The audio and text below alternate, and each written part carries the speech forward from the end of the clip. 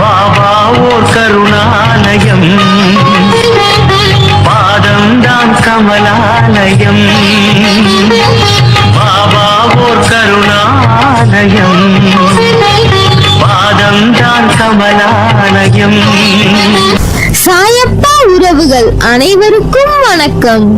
எல்லாம் வல்ல சாயப்பாவின் அருளால் இந்த நாள் உங்களுக்கு இனிய நாளாக அமைய சாயப்பாவின் அருள் கிடைக்கட்டும். நம் மனதிற்கு இதமான சாயப்பாவின் இன்றைய அருள்மொழியை கேட்போமா? அன்பு குழந்தையே, மற்றவர்களுக்கு என்னதான் நீ நல்ல எண்ணத்தோடு விழுந்து விழுந்து நன்மைகள் செய்தாலும் அந்த நேரத்தில் அமைதியாக இருந்துவிட்டு காரியம் முடிந்தவுடன் உன்னை எல்லோரும் சுயநலவாதி, சந்தர்ப்பவாதி என்று கூறுகிறார்கள். நீ நல்ல மனிதர்தான், கள்ளக்கபடம் இல்லாமல் எல்லோருக்கும் உதவி செய்கிறாய்.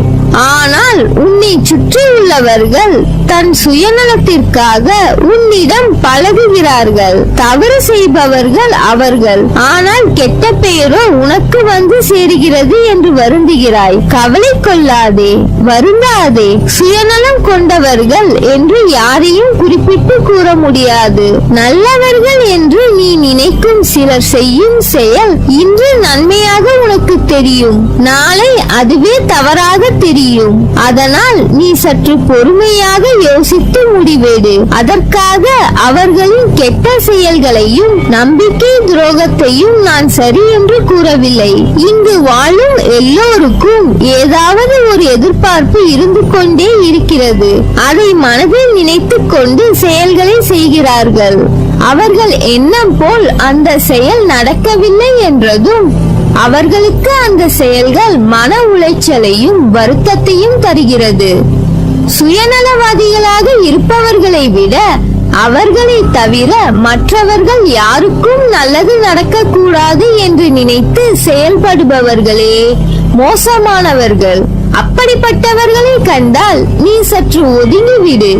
இவ்வுலகில் வாழ்பவர்கள் எல்லோருடைய உயர்வும் மேன்மையும் வீழ்ச்சியும் மாட்சியும் அவர்களுடைய வார்த்தைகளிலும் செயல்களிலும் தான் குடியிருக்கிறது. அதை வைத்துத்தான் நீங்கள் அவர்களிடம் நட்பு கொள்வதா வேண்டாமா என்று முடிவெடுக்க வேண்டும். உனக்கு நம்பிக்கை துரோகம் இழைத்தவர்களை பற்றி நீ கவலைப்படாதே. அவர்களுக்கான தண்டனையை தக்க சமயத்தில் நான் அளிப்பேன்.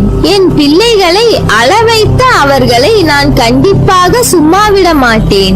இவ்வுலகில் என்றுமே நேர்மையாகவும் உண்மையாகவும் வாழ்பவர்களுக்கு தீங்கு விளைவிக்கும் வகையில் செயல் புரிபவர்களுக்கான தண்டனை பெரிது. தாமதமாயினும் அவர்கள் நிச்சயம் அதற்குரிய பலன்களை அனுபவிப்பார்கள். இது உனக்கும் பொருந்தும். அதனால்தான் உன்னை மற்றவர்களுக்கு எந்த கெடுதலும் செய்யாமல் வாழ சொல்கிறேன். நீ என்னிடம் சொல்லாமல் மறைத்தாலும் உன் மனதில் உள்ள ஏக்கங்களும் பரிதவிப்பும் அறியாமல் நான் இருப்பேனா? உன்னுடைய மன வலிமையை சோதிக்கும் அளவிற்கு எல்லா நிகழ்வுகளும் நடக்கின்றன.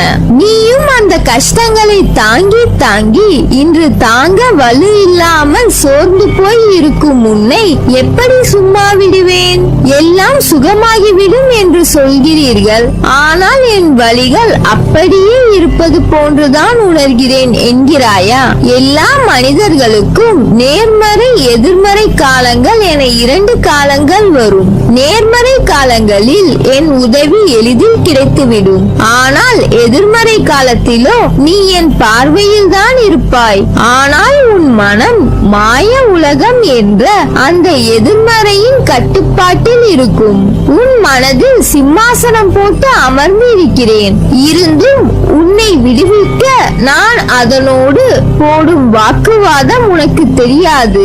அமைதியான நிலையில் இருக்கும் நான் என் பிள்ளையான உன்னை விடுவிக்க காப்பாற்ற அத்தனை ரூபங்களும் எடுப்பேன். உனக்குள் முன்னேற விடாமல் உன்னை முடக்கும் உன் எண்ணங்கள் சிந்தனைகள் எல்லாவற்றிலும் இருந்தும் விடுதலை பெறுவாய். உன்னை காயப்படுத்துபவர்களை நான் சும்மா விடுவேனா?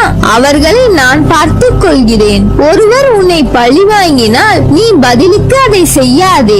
இது சிறிய பெரிய விஷயங்கள் என அனைத்திற்கும் கூறுகிறேன். நீயும் அவர்களைப் போலவே நடந்தால் என்ன வேறுபாடு?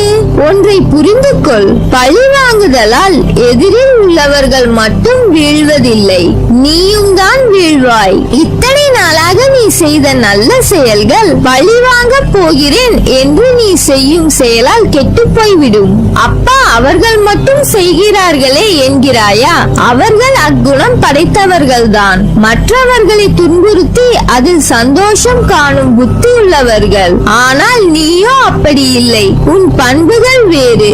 நீயும் பழிவாங்க நினைத்தால் நீ அவர்களின் வடிவங்களில் ஒன்றாக மாறுகிறாய். அப்படி நீ மாறினாய் என்றால் வீழ்வது உன்னிடத்திலே உள்ள உன் நற்பண்புகள். பழிக்கு பழி என்பது நிம்மதியை மூடும் கதவு. நீ அந்த கதவில் சிக்கிக் கொள்ளாதே. நீ சிக்கிக் கொள்ளவும் மாட்டாய். உன் சாயப்பா உன்னை நன்கு அறிவேன்.